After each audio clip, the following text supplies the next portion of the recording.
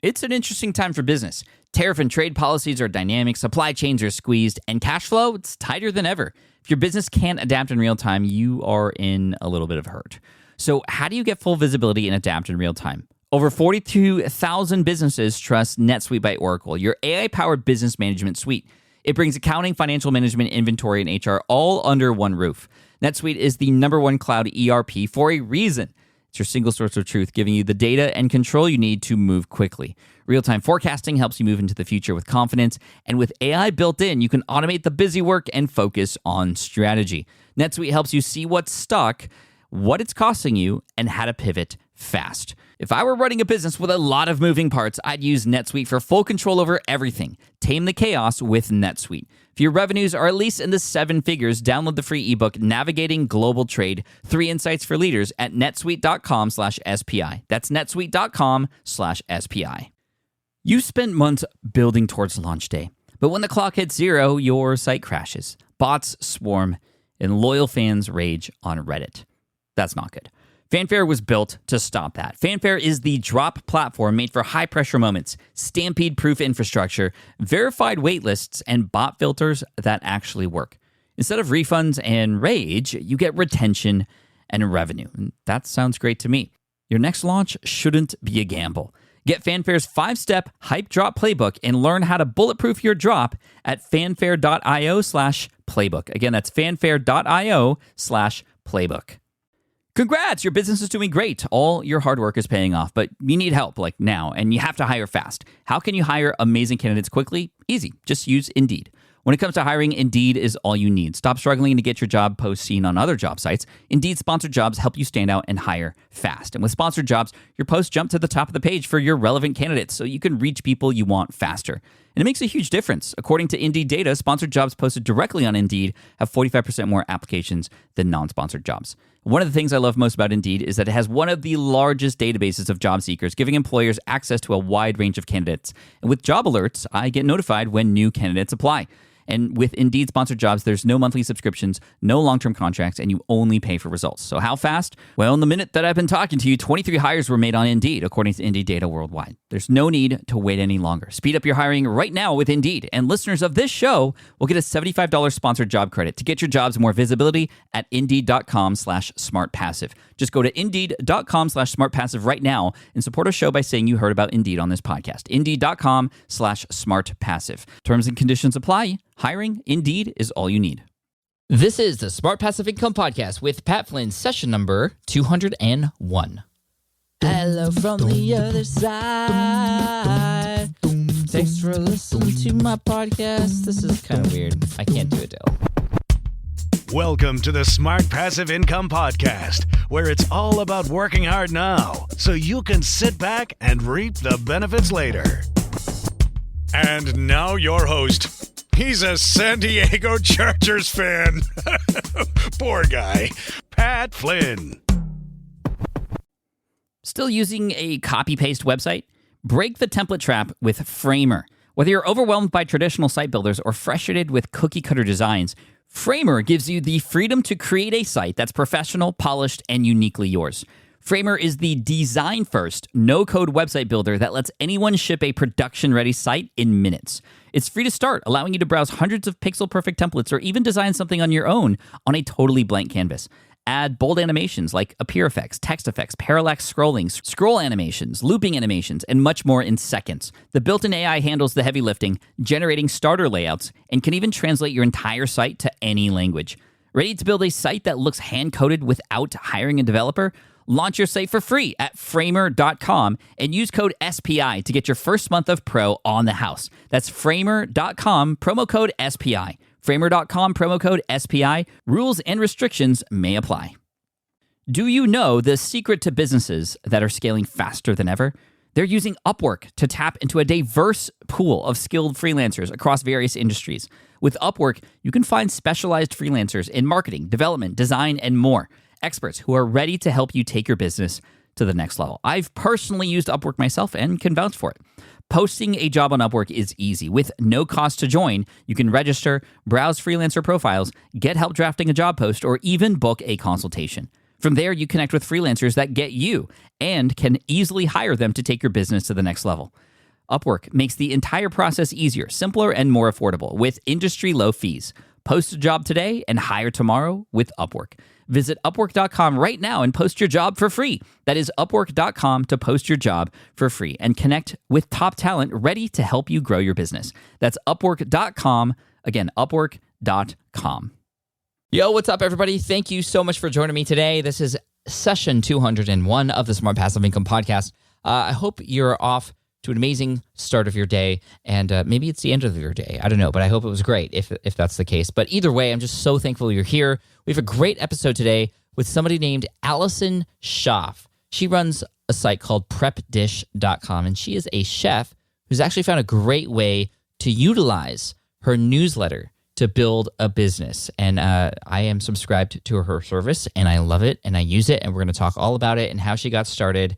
And it's amazing. So I'm actually not going to waste any more of your time, and we're going to get right into the content right now. So here's Allison Schaaf from PrepDish.com. Here we go. What's up, everybody? Pat here with Allison Schaaf from PrepDish.com, one of my new favorite companies, a service I've been using. We're going to talk all about it. But first of all, Allison, welcome to the SPI podcast. Thanks for being here. Yeah, thanks so much for having me. I'm excited to talk today. So this is really funny how we got connected, because I actually... somebody who is also a subscriber of your service told me about PrepDish.com, and I was like, this is awesome. And I signed up, and I told one of my friends in my mastermind group, Jamie Tardy, and she was like, no way, because Allison, who runs PrepDish.com, is one of my students. And I was like, this is such an insanely small world. So this is so cool that we get to talk, and we obviously have a mutual friend with Jamie, who's amazing. This is Jamie Tardy from eventualmillionaire.com. So I'd love to know more about what you do with her. But first of all, just introduce yourself, talk about what PrepDish is and how you got there. Yeah, sure. So PrepDish is an online meal planning website. And the idea started, by background, I'm a chef as well as a dietitian. And I had a personal chef company, actually still have a personal chef company here in Austin.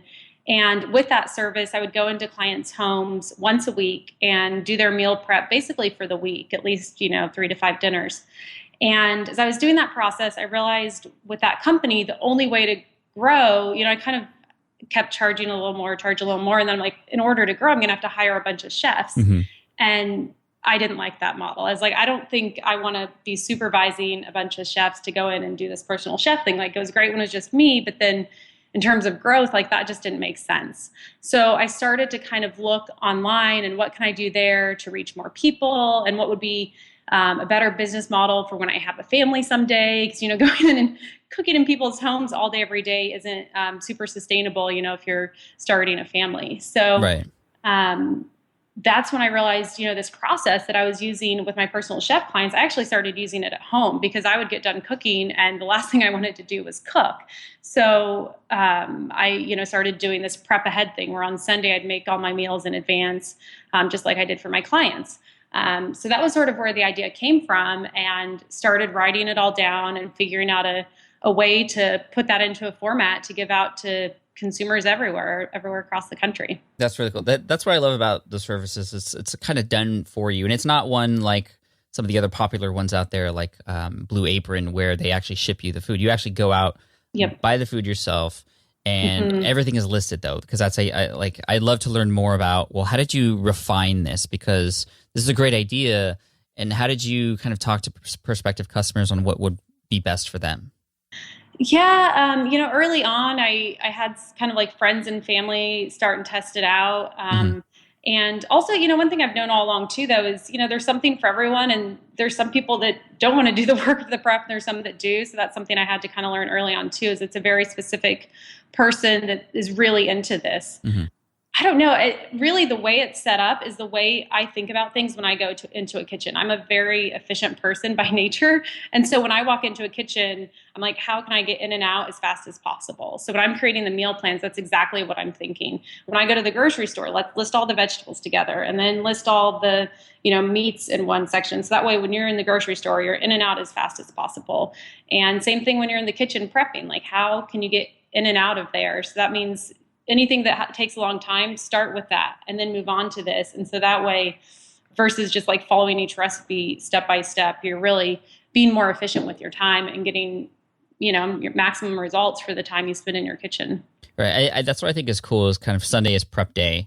So you go to the grocery store, you buy everything, you prep it, and then everything is ready for you when you eventually cook it later that week, which I think is really cool. And the interesting thing about this model is that for you as a business owner, you don't have to actually get all those food items ready for people and kind of in a subscription box like service, ship them out, which I know Blue Apron, I've done some research on them, actually subscribe to them too, because I'm getting into this space of food prep, and I'm trying to decide which one I like better. And they're both great for different reasons, but in terms of a business, I mean, yours seems just like to make complete sense because all you're doing is delivering a digital newsletter essentially. Yeah, I have to send the PDF and that's it. And I think some people even appreciate that more because they're able to make it more flexible and suit their needs. If I have a side of broccoli, my subscribers are usually savvy enough to be like, okay, well, my family does asparagus. They can swap that out, and it's a really easy substitution. So I think they like still having some control.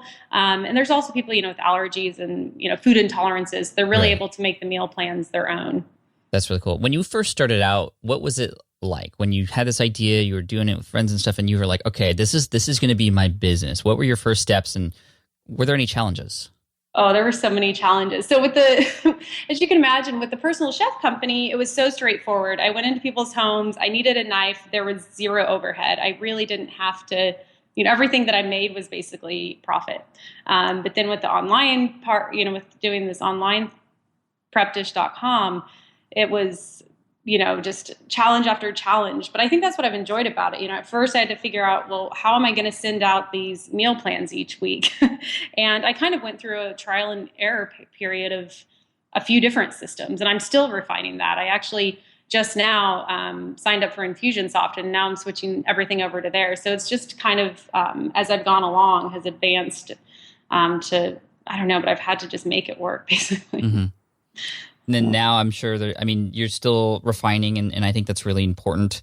What were the numbers like in the beginning? Like, how long did it take you to get this off the ground? And also, in terms of getting the word out there, how did you do that? Yeah, it took a little while, and partly because developing these meal plans takes a long time. I don't just throw recipes together. I make sure, if there's half an onion used in the soup, the other half is used in the spaghetti sauce, or, it's a very handcrafted product. So the development takes a long time. A key thing for me was connecting with other influencers. So finding some influential bloggers that were really complementary to what I was doing. So one was 100 Days of Real Food, and she has a really popular blog. And so I worked with her in the beginning, and that was, her audience was very similar to my target. So that was one of the keys, was reaching out to her and then finding other people like her to connect with and work with. And also, like, throughout the process, I've always been big on sending out surveys, getting to know my audience, not just demographics, but, their preferences. I even send out surveys to know what foods, what meals went over well and what ones don't. So that way I can refine those to where they're more well-liked. Although people's tastes are so spread out, sometimes it almost seems silly. It's like never consistent. But yeah, so just really getting to know my audience has been huge too, in terms of figuring out how to target them. Like, if I ask them, they can tell me, where they're at, who they're listening to, and that sort of thing. So that's been really helpful. How do you manage that process of communication? Is it simply through email and you get responses, or do you have some sort of tool or third-party software that you use for that? I don't have a third-party software. So I have an assistant that helps a lot with that now. And right now we're using Google Sheets is what we do to just kind of track who's in charge of the communication, where we're at with everything. I have a list of everyone we've worked with in the past and the links, and, we track that all. But right now it's just in Google Sheets. Okay, cool. And you had mentioned somebody that you had mentioned, you had mentioned Lisa from 100 Days of Real Food, Lisa and Jason. They were actually featured in episode 107 of the Smart Passive Income podcast. Yeah, they're amazing. They're great. And, they really are. So I'm curious in terms of how you guys work together. You said you reached out to influencers. A, how did you reach out to them? And B, what does that mean for you and for them? Is that some sort of deal you create, like an affiliate deal, or what does that mean? It's usually, well, I just reach out and say, hey, look, I'd love to partner or sponsor. What sort of opportunities do you have? Usually they have some sort of media kit or sheet already put together, and they can send me sort of what the opportunities are. Although I've worked with smaller bloggers too. They're just kind of like figuring things out. And so then I'll just make suggestions of things that I know that have worked for me in the past. A lot of times I'll do some sort of dedicated email, or really the best thing too with bloggers is I get them to jump in and actually do a week of PrepDish meal plans and write a review on that, because that's the best way for their audience to really get in there and see what it looks like, because they can, the blogger will post pictures and talk about it, and then they really understand like, oh, wow, I see what it is now. Yeah, totally. I mean, speaking of that, I mean, that's why I'm sure something like Instagram or Pinterest would be really important to something like this. And I know for bloggers, especially in the food space, Instagram is like the place to be and the place to share those things. And for you as a business owner with this kind of model, does Instagram play a role for you, or any social media platforms play a role for you in your marketing and outreach? Yeah, they do. And Instagram is big, although I will say what we use even more, and in terms of my audience, more of them are on Facebook. I think like 55 to 60% are on Instagram, but like, obviously Facebook's very popular. I think pretty much 99% of them are on Facebook. And we have like a Facebook group page, and that's been huge in terms of just allowing them to get to know each other and have a group. And, prep day is this thing where you spend 2 to 3 hours doing your meals, and at the end, that feeling is so amazing. And being able to share a picture, or just to like, hey, I finished prep day, and have someone understand what that means, is really helpful to have a platform to do that and to share that. So I think that's a great idea. I mean, I do this presentation about building raving fans, and one of the top things you could do to help build raving fans is give people a place where they can connect with each other and share these things that essentially they're identifying themselves under you in terms of what they do. I love how they're starting to create their own language of prep day and getting excited about it and working together. I think that's key. When did the group page come into play for you and your business? Gosh, I want to say maybe it's been up for a year. It wasn't in the very beginning. I don't know, but I think within the last year I've put that up, and but that's really been a big help in terms of connecting people and also kind of getting them away, because they'll email me for substitution ideas, and that's fine, and we're happy to help. But I always say, the best place is that Facebook page, because me and Andrea will both monitor that and we'll respond to that. But then you also get the response of all these other folks, and maybe they've actually already made the substitution. So sometimes they're almost a better person to contact. Yeah, I mean, I find the same thing with the SPI audience. When I have a question, or I share a blog post or something, the comments are usually a lot better than the content I share sometimes, which is really interesting. And I think for your business model too, because it's actually, could you describe for everybody what the pricing model is like? Because it is a recurring fee to continue to get these newsletters, correct? Yep. So it's $14 a month, or it's $99 for the year. So that's like, about $2 a meal, $2 to $3.50 a meal plan. And each week they get an email.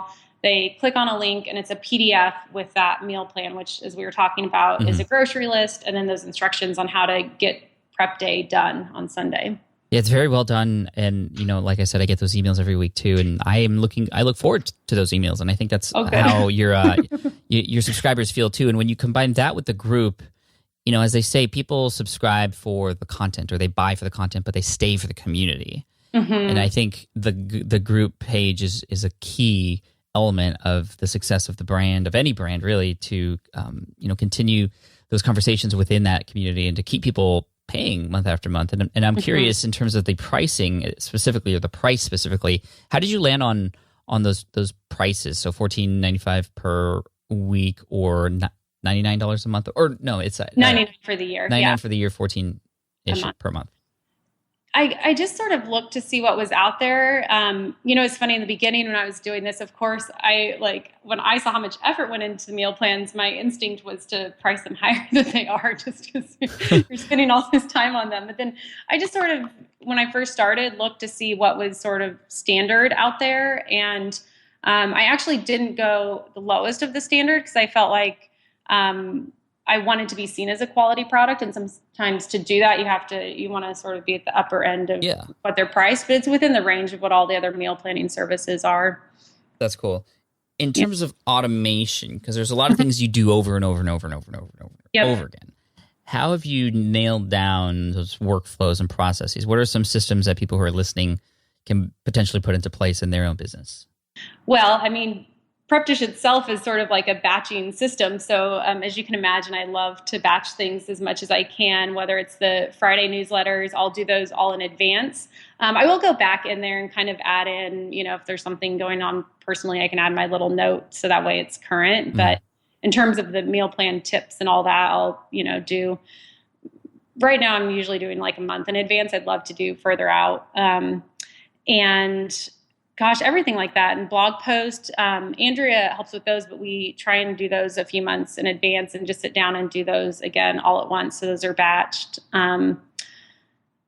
I think everything's sort of set up that way to where we can do it. And the meal plan testing itself, that's what takes a lot of time, to be honest. And as each round of testing, I get better and better at how do I make this a system? How do I get myself out of the process somewhat so I'm not doing all of that and that's the only thing I'm doing? And it gets better each time. Each time I kind of find one new little way to make it more efficient. What is looking for that. What does food testing mean? Are you actually like creating these dishes ahead of time and sharing them with people to get feedback on it, or what does that look like? It's more just testing it in my kitchen and making sure. So in the beginning, from the years of cooking and for other people, I kind of knew the recipes I wanted to use. The problem was I didn't have amounts written down.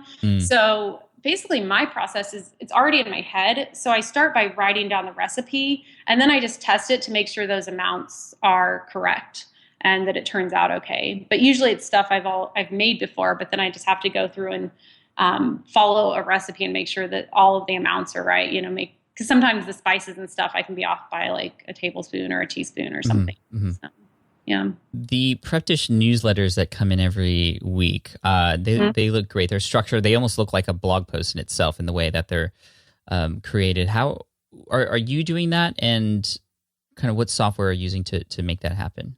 Yeah, so right now everything's in MailChimp. But as I mentioned, so the way things are set up right now, the site is on WordPress and the shopping cart is a company called CrateJoy. And CrateJoy is actually targeted towards subscription boxes. It's a local Austin startup and they're great, but I don't have a physical product to ship. I have an e-product. And so I'm not really their ideal customer. And the further I've gotten into that platform, I've realized there's things that I want that I don't have. And so just recently I decided to make the shift to Infusionsoft and we're setting that up, but currently we're still on the CrateJoy MailChimp system. So, and I actually, the day I decided to go to Infusionsoft, you had the podcast about your like how I switched away from it. It's like, I'm going to listen to this and maybe it'll be this, but then I think it was ConvertKit, and that just didn't make sense for my business model. So I'm like, well, I guess I'm still going to do it. I was going to say, the business model that you have, Infusionsoft is like the perfect solution for it. There's a lot of automation processes you can use and, triggers you can set up. And especially because there's physical products, or actually there's not physical products involved, but there's a lot of parts to the puzzle. It definitely seems like ConvertKit wouldn't work for you, but Infusionsoft will. And my recommendation to you is to just beware that it's a little complicated to set up, but there's a lot of help out there. Yeah, I've heard all the horror stories, and my husband's actually also an entrepreneur, and he's helping out a bit with PrepDish, and so that's sort of been his task, is to figure out everything Infusionsoft, and okay, cool. Well with it. Nice. So he's an entrepreneur too. Does he have other like his own businesses on the side too? Yeah, he does. So he actually has affiliate marketing companies. One's called Schaaf Partner Centric, and the other is For Me to Coupon. He's had them for, like 10 years or something. Wow. But he just stepped down from his role of CEO and is kind of looking to maybe move on to the next thing. And while he's figuring that out, he's sort of helping me out. So that's cool.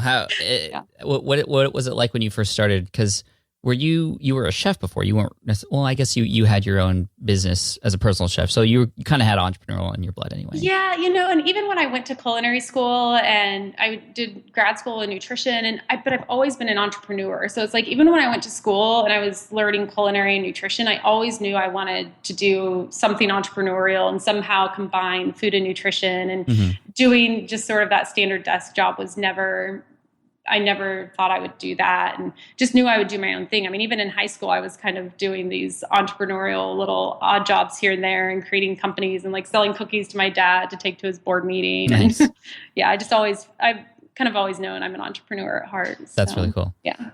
Now let's shift the conversation over to Jamie. Again, This is Jamie Tardy from Eventual Millionaire. She has a program called, she has her crew of hustlers, and she coaches a lot of people. So she's primarily a coach, or has been doing that for a while. And I guess we'll give Jamie a little plug here in this episode. But anyway, I'm just curious to know, like, how was she able to help you? Or what was the advice to you? What were your struggles, and how were you able to break through those?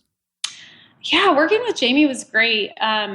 We just kind of wrapped up our 18 sessions, but it's been, there was a lot in terms of analytics and pulling numbers and tracking things that I wasn't doing. And she right away was like, what's your number here? What's your number there? And we like laid it all out, and I'm tracking everything now. So it's been huge to just figure out what works, what doesn't. And now that we head into 2016, we can just really kind of tune into those things that we see based on the numbers are working. Yeah. So that was the main thing, but just always also like keeping you more focused and more motivated to just push a little more, Of course. that little nudge. Yeah, absolutely. I'm curious about the numbers. I mean, the numbers are so important, and the numbers never lie. And that's why when we watch Shark Tank, for example, they always are like, well, what are your numbers? How many sales did you have? What's the cost and all that sort of stuff.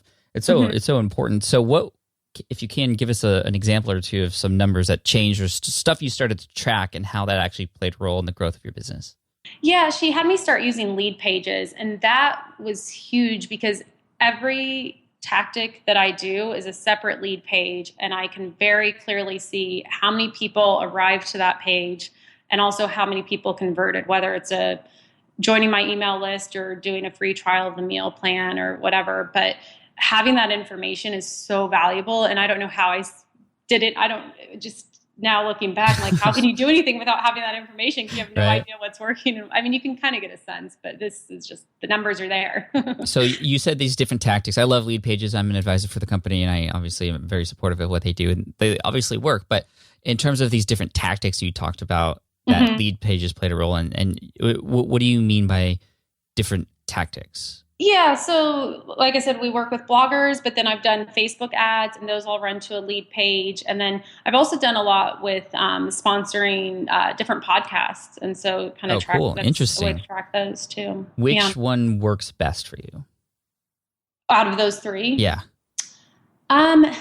It's not which one, it's like which person, it's kind of like finding that 100 days of real food person. Cause I found it's really dependent on just finding the right people. And it's finding those people that really have a connection with their audience, and that you can't really put into numbers, but I can sometimes sense when it's there. Like with 100 Days of Real Food, it's there. Like her audience, she has a good relationship with her audience. Totally. And it shows. So, and they know that when she's not just going to go and promote anything, she's going to promote things that she thinks would help them and that she feels comfortable promoting. I think that's a really important lesson, because you're right. It's great to connect with people who have this connection with their audience.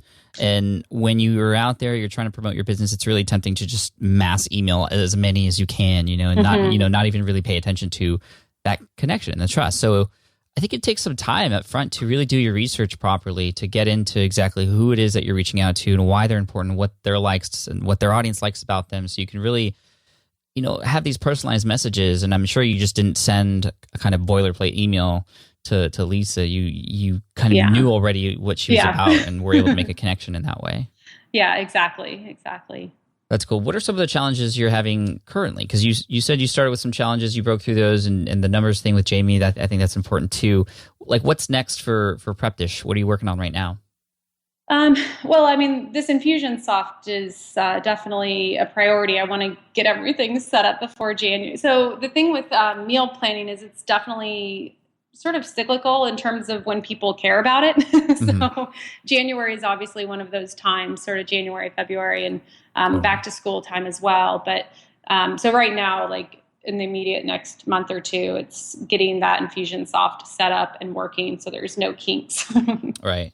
Right. Yeah, that's key. And, the holidays, like you said, play a big role in New Year's with the resolutions that people have with their diets and whatnot. Are you doing anything promotional wise during this time to knock it out of the park? Oh, yeah. I feel like 80% of what I do is in January. So really? Like, yeah. Is it just everything you used to do but scaled up, or are you doing anything special?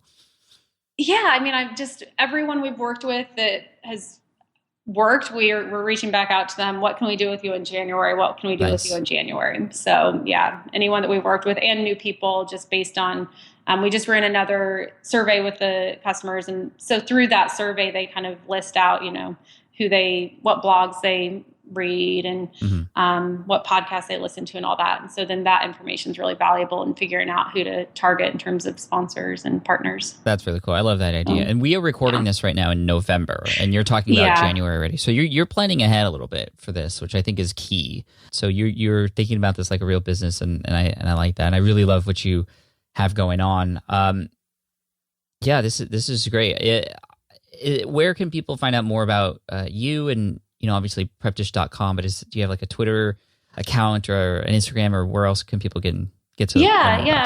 I'm all over all the social media platforms. It's just at PrepDish or /PrepDish. So that's the easiest way to find me. And of course, we also, we were talking about lead pages. So of course, I have a special offer for the listeners, and it's PrepDish.com /SPI for Smart Passive Income. So I have that set up, and because this is going to be airing in the beginning of 2016, what we always do is a 50% discount on the meal plans. So that's really awesome and a great opportunity, because it's really the only time of year that we run that. So, awesome. That's awesome. Thank you so much. And just to finish off here, because we have a few minutes left before the half hour, I'm curious, in these surveys that you do, which I think is very smart, because I've recently gotten in tune with just how important surveys are after reading Ryan Levesque's book Ask, and writing a survey which has really determined the future of my business. In terms of if negative feedback is what I'm trying to get at, people who potentially don't like the service, have you gotten any of that? And if so, how do you handle those kinds of things? Because I know that you said earlier PrepDish isn't for everyone, but people might not know that until they're in the system. And how do you handle those people who want to cancel? Do you do anything, for example, to try and get them back, or what is that process like? Yeah, I guess when someone cancels, I don't worry too much about trying to get them back, because I do realize it is aimed to someone who's willing to put in that, 2 hours on Sunday, and that's just not for that's not for everyone.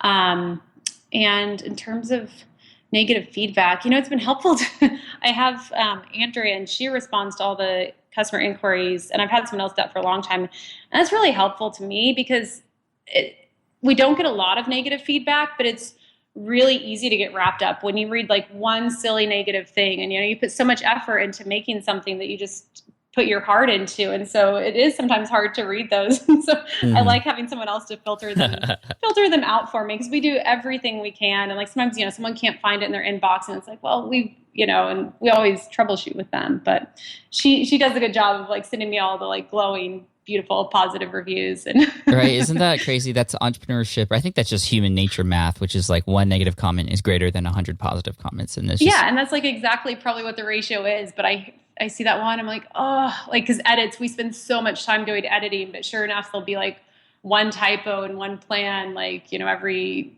few weeks. And how many emails do you get about that? Typo? One silly thing, and it's oh my goodness. Yeah, every day people are finding new errors on the site, and that used to bother me, and now I have somebody who takes care of those errors when they come through. But you just have to remember why you do what you do, and I think it's very clear with you, and I just want to commend you for everything you've built, and I think it's a really smart business, and I just wish you all the best. Thank you. It was great talking. Thanks, Alan. We appreciate you, and we'll see you later. Sounds good. Thank you.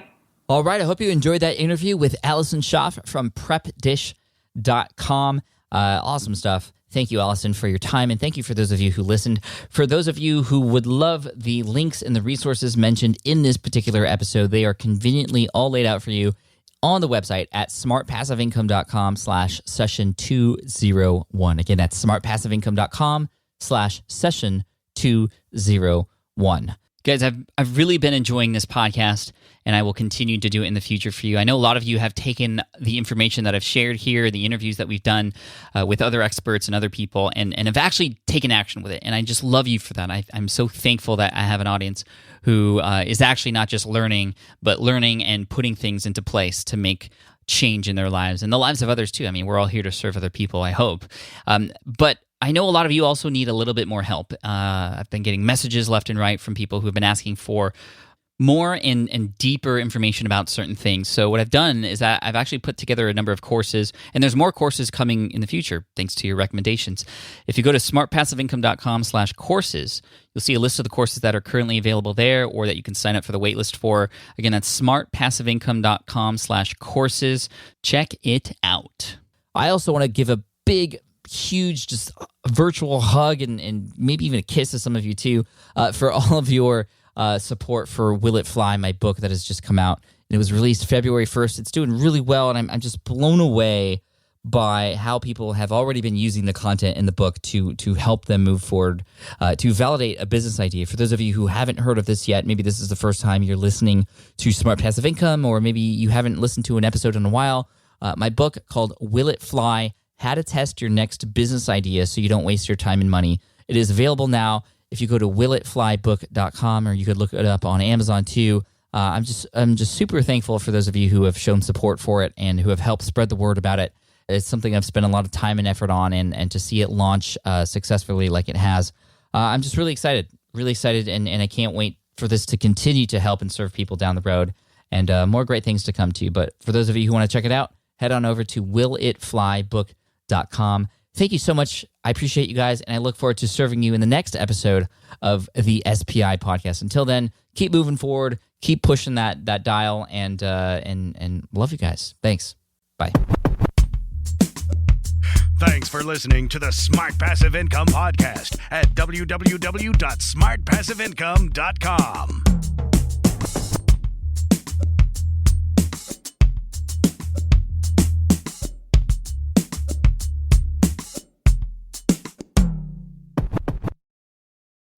I get it. You want to grow your business, but selling at scale feels overwhelming. You're drowning in complicated funnels, creating different lead magnets, or constantly posting on social media.